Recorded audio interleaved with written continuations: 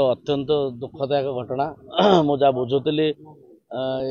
no parking लगी बोली truck एत स्पीड रे आसला जे 3 जन पूरा चपे देता एवं ये बहुत दुखदायक घटना मुझे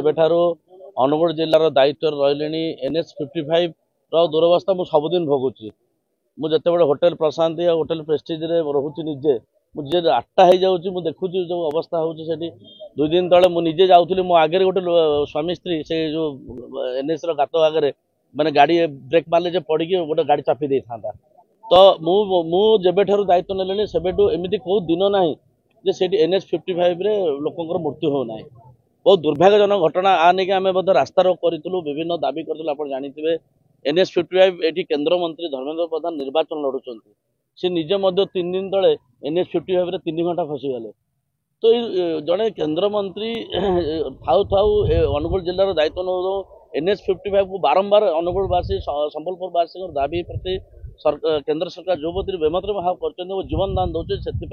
संपूर्ण भाव केंद्र मंत्री धर्मेंद्र प्रधान से दायित्व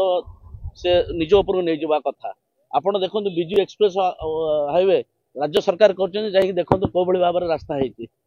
आज देखो NH55 अवस्था कौन अच्छी राज्य सरकार किसी शिखा दरकार अच्छी एवं ये जो बारंबार मृत्युवरण करुगुल संबलपुर जो NH55 केंद्र मंत्री निर्वाचन में यार परिणाम निश्चित भाव में लोक मैंने देवे आम कहीलु जो दिन रास्ता रोक करूँ NH55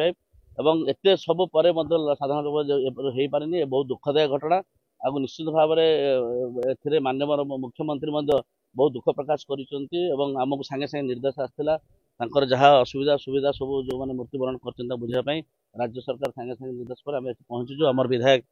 छेंडीपदा डरजंग एरिया बोधे से बिलंग्स कर विधायक पहुंचती आमर जी संयुक्ता सिंह से आज जस्ट आसी पहुँचे एवं आम सब लोक सागर अच्छु किंतु